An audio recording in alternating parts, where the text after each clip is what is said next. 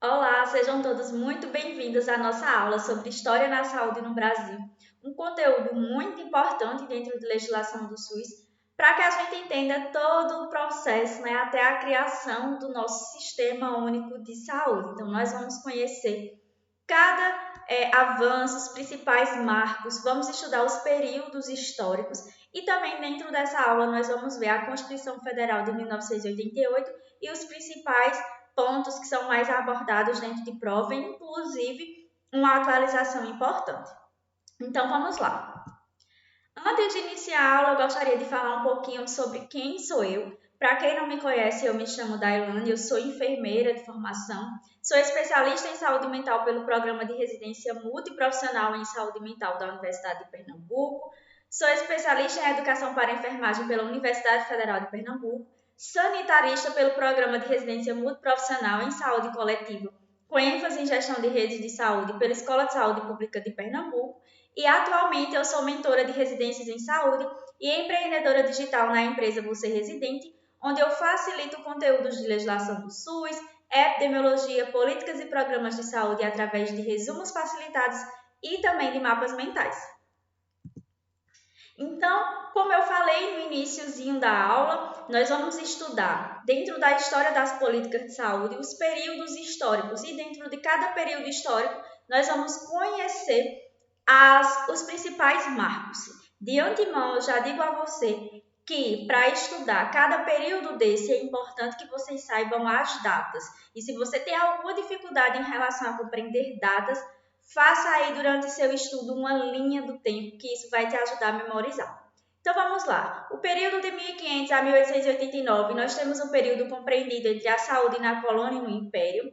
De 1889 a 1930, República Velha. De 1930 a 1964, a Era Vargas. De 1964 a 1985, o autoritarismo. E, por fim, nós temos a Nova República de 1985 a 1988. Conhecendo os principais marcos da saúde na colônia e no império, lembrando aí que seria o período, né? Foi o período compreendido de 1500 a 1889. Nessa época, a atenção à saúde ela era voltada para plantas e ervas, ou seja, recursos provenientes da terra eram muito utilizados para curar doenças. A atenção à saúde era voltada pelos curandeiros. Os curandeiros tinham uma participação, eram figuras muito importantes, porque naquela época tinham conhecimentos empíricos e desenvolviam a arte de curar. Não havia nenhum modelo de atenção à saúde nessa época. É importante que vocês saibam disso.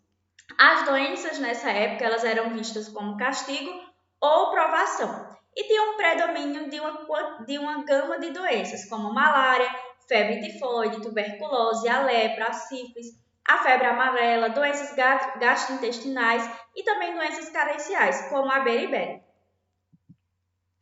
Outro marco bem importante nessa época eram as Santas Casas de Misericórdia, que prestavam esse cuidado à saúde. E é importante que vocês saibam para a prova essas três Santas Casas de Misericórdia que tiveram um grande destaque.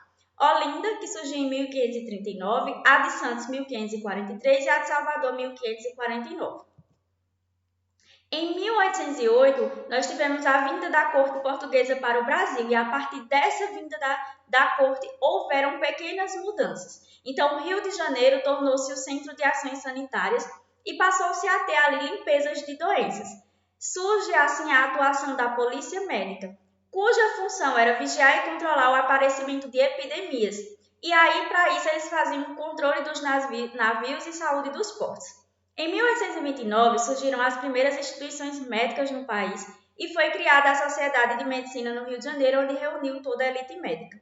Em 1832, foram criados os cursos médicos cirúrgicos na Bahia e no Rio de Janeiro, onde surgiram as duas primeiras escolas de medicina do país. E aí, resumindo em mapa mental, a gente tem epidemias e doenças pestilenciais, como febre amarela, varíola, tuberculose, sífilis e pestes. As primeiras faculdades de medicina no Brasil, a de Rio de Janeiro em 1813 e a da Bahia em 1815. A figura dos curandeiros, lembrem sempre, recursos provenientes da terra para o cuidado e a atenção à saúde. Os curandeiros tinham esse papel, que eles tinham esse conhecimento empírico. E com a vinda da família real, passou-se a ter ali uma inspetoria de saúde nos portos, um mínimo de controle sanitário, com o intuito de reduzir essas doenças, essas epidemias que assolavam essa época. Na República Velha, de 1889 a 1930, nós tivemos como marco o movimento dos operários, que reivindicava as precárias condições de trabalho. Os principais movimentos operários foram de 1917 e 1919. As endemias, elas eram as grandes preocupações, bem como as questões de saneamento nos núcleos urbanos e nos portos. Ainda predominava-se a febre amarela, a varíola, a tuberculose, sífilis e as endemias rurais.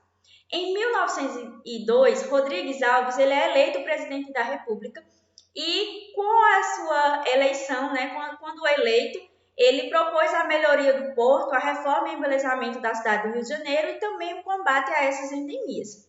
Em 1903, Rodrigues Alves ele nomeia Oswaldo Cruz como diretor do Departamento Federal de Saúde Pública.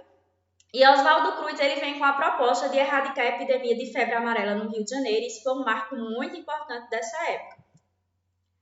Nós temos nessa época o surgimento do modelo campanhista, com uma perspectiva militar. Um exército de 1.500 pessoas atuaram aí com atividades de desinfecção contra o mosquito causador da febre amarela. E aí, em 1904, nós temos um marco muito importante, que é muito cobrado em prova, que foi a revolta da vacina, que foi a vacinação obrigatória contra a varíola, através da Lei Federal número 1261 de 1904. Mais uma vez, eu vou reforçar. Quando tiver números, vocês precisam estar atentos, números de leis, datas, porque é bem importante para a prova. Nascimento da Previdência Social foi um grande marco nessa época. Em 24 de janeiro de 1923, é aprovado no Congresso Nacional a Lei Eloy Chaves, que foi o marco da Previdência Social no Brasil. E, através da Lei Eloy Chaves, surgem as caixas de aposentadorias e pensões, que despenca na prova, e por isso você tem que saber as principais características das CAPs, que são, o seu financiamento era bipartite, ou seja, era financiado por trabalhadores e empregadores, era organizado por empresas, marca o início da assistência médica previdenciária, não esqueça disso, e não tinha influência do governo. E qual foi a primeira CAP que surgiu? A primeira CAP que surgiu foi a de empresas de ferrovias, isso também já foi cobrado em prova. Então, resumindo em mapa mental, nós temos o marco da Lei Eloy Chaves, em 1923, os movimentos dos operários, as campanhas sanitárias, surgiu o modelo sanitarista campanhista, a revolta da vacina em 1904, e a gente ainda tinha as doenças transmissíveis ali, predominantes, como febre amarela, varíola, tuberculose, sífilis e as endemias rurais. Na era Vargas, que vai de 1930 a 1964, a saúde pública era a cargo do Ministério da Saúde e Educação, MESP, e era de baixa qualidade e limitada.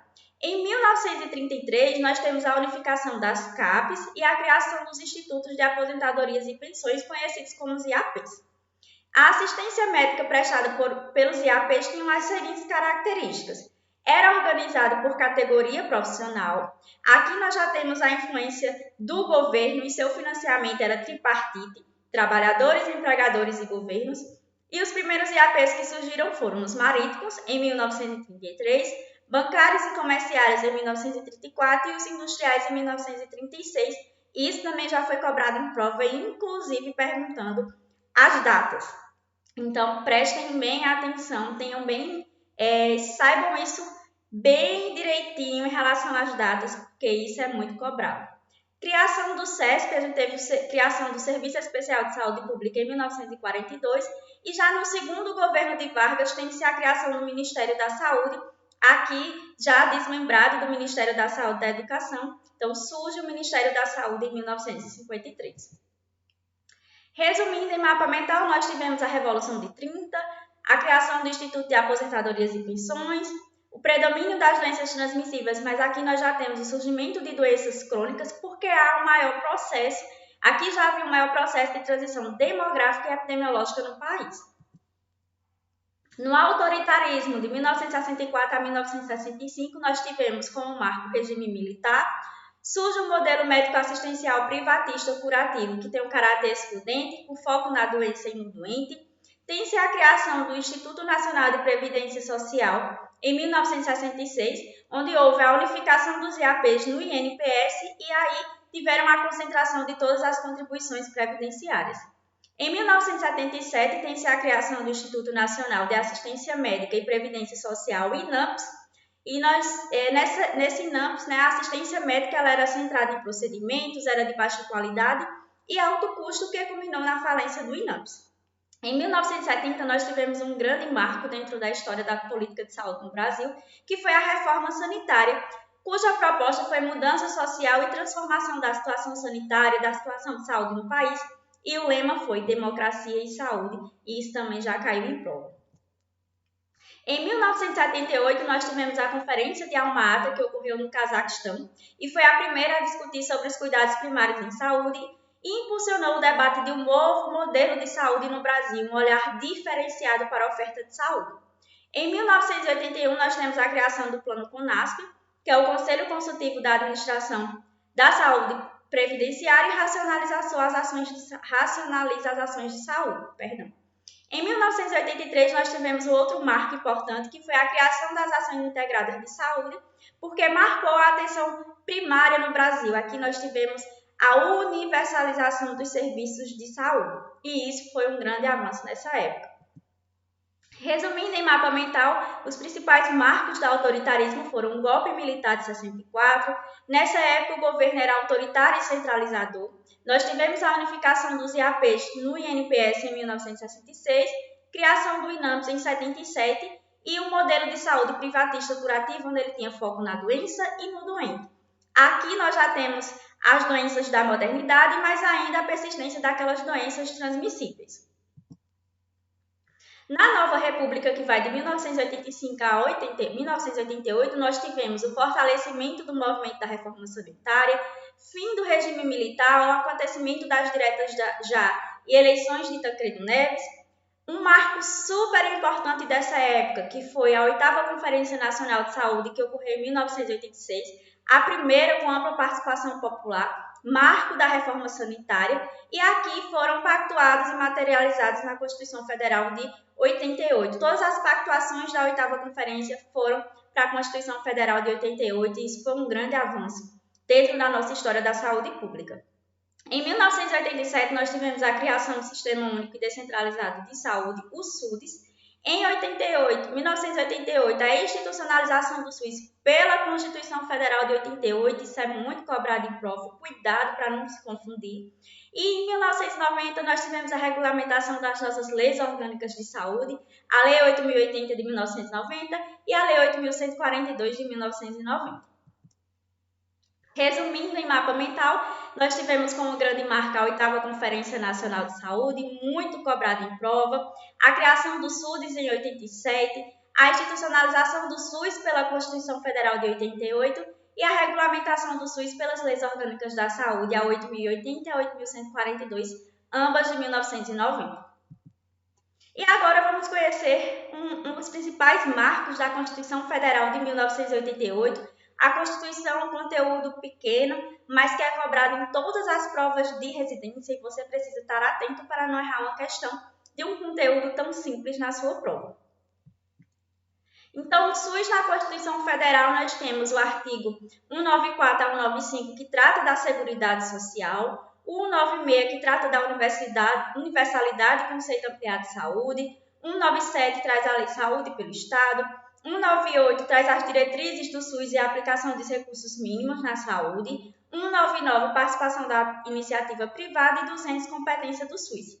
E aí você precisa ficar atento para o seu edital, geralmente cai 196 a 200, que trata da seção saúde, mas também tem provas cobrando 194 a 195, mas aqui nós vamos ver 196 a 200.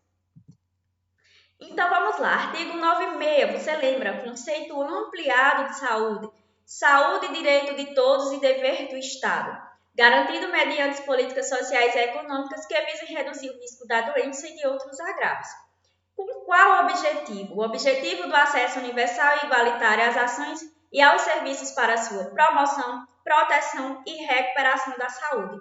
E lembre, quando a gente fala de universal e igualitário, nós estamos falando que todos têm direito a acesso a bens e serviços de saúde que são considerados essenciais, sem distinção de raça, cor, gênero, idade, isto é, todos são iguais perante a lei. No artigo 197, nós temos aí, trata das ações e serviços de saúde que são de relevância pública. Cabe ao poder público dispor nos termos da lei sobre sua regulamentação, fiscalização e controle. Sua execução deve ser feita diretamente ou por meio de terceiros ou por pessoa física ou jurídica de direito privado. Artigo 198, princípios e diretrizes do SUS, cai muito em prova o artigo 198. Então, as ações e os serviços de saúde integram uma rede regionalizada e hierarquizada e constituem um sistema único, organizado de acordo com as seguintes diretrizes. Despenca em prova. Descentralização por direção única de cada esfera de governo, atendimento integral com prioridade para as atividades preventivas, sem prejuízo dos serviços assistenciais. As provas de residência, inclusive, gostam muito de cobrar e trocar essa diretriz, e participação da comunidade. O artigo 198, ele também dispõe que, em relação aos recursos mínimos, a União seria a receita corrente líquida do respectivo exercício financeiro, não sendo inferior a 15%, e está lá na Emenda Constitucional de 86 de 2015, e por isso foi inserido na Constituição Federal de 88. Os estados aplicarão anualmente em ações e serviços públicos de saúde no mínimo 12% da arrecadação da receita estadual, e os municípios aplicarão anualmente em ações e serviços públicos de saúde no mínimo 15% da arrecadação da receita municipal. E em se tratando do Distrito Federal, 12% e 15% das receitas de competência estadual e municipal, respectivamente. Ainda em relação ao artigo 98, nós temos lá uma parte que trata dos ACS e ACE. Então, os gestores locais do SUS, eles poderão admitir ACS e ACE por meio de processo seletivo público. Isso já foi cobrado em prova. A lei federal, ela disporá sobre o regime jurídico, o piso salarial profissional nacional, as diretrizes para os planos de carreira e regulamentação das atividades do ACS e do ACE. Compete, então, à União, nos termos da lei, prestar assistência financeira complementar aos estados, Distrito Federal e aos municípios para o cumprimento do referido piso salarial. E aí eu trago uma novidade da Emenda Constitucional número 120, de 5 de maio de 2022. Lembra que eu falei no início da aula que tinha uma atualização? Então, nós temos aí que o vencimento dos agentes comunitários de saúde e dos agentes de combate às endemias fica sob responsabilidade da União, e cabe aos estados, ao Distrito Federal e aos municípios estabelecer, além de outros consectários e vantagens, incentivos, auxílios, gratificações e indenizações a fim de valorizar o trabalho desses profissionais. Uma outra atualização aqui: os recursos destinados ao pagamento do vencimento dos ACS e do ACE serão consignados no Orçamento Geral da União com dotação própria e exclusiva. O vencimento dos agentes comunitários de saúde e dos agentes de combate às endemias não será inferior a 2 salários mínimos, repassados pela União aos municípios, aos estados e ao Distrito Federal. Os agentes comunitários de saúde e os agentes de combate às endemias terão também, em razão dos riscos eminentes às funções desempenhadas, a aposentadoria especial e, somado aos seus vencimentos, o adicional de insalubridade. Os recursos financeiros repassados pela União aos estados, Distrito Federal e aos municípios para pagamento do vencimento ou de qualquer outra vantagem dos agentes comunitários de saúde e dos agentes de combate a endemias não serão objeto de inclusão no cálculo para fim dos limites de despesa com o pessoal. Então, essas foram as atualizações. Vocês viram que foi em relação ao ACS e ao ACE, e você tem que saber para a sua prova, porque prova de residência gosta de cobrar atualização. Então, seguindo, nós temos o artigo 199, que trata da assistência à saúde na iniciativa privada, muito cobrada também esse artigo. As instituições privadas poderão participar de forma complementar do SUS, mediante contrato de direito público ou convênio, tendo preferência para as entidades filantrópicas e as sem fins lucrativos. É vedada a destinação de recursos públicos para auxílios ou subvenções às instituições privadas com fins lucrativos. É vedada também a participação direta ou indireta de empresas ou capitais estrangeiros na assistência à saúde no país, salvo nos casos previstos em lei, salvo nos casos previstos lá na Lei 8.080. Mas aqui pela Constituição Federal é vedada. E no artigo 200 nós temos as competências do SUS. Nós temos 8 competências E eu deixei aqui grifado, né, em alguns pontos, os que mais caem e também para vocês atentarem para os verbos. Então, ele traz controlar e fiscalizar procedimentos, produtos e substâncias de interesse para a saúde e participar da produção de medicamentos, equipamentos imunobiológicos, hemoderivados e outros insumos. Executar as ações de vigilância sanitária e epidemiológica, bem como as de saúde do trabalhador. Ordenar a formação dos recursos humanos na área da saúde. Participar da formulação da política e da execução das ações de saneamento básico. Incrementar em sua área de atuação o desenvolvimento científico e tecnológico e a inovação.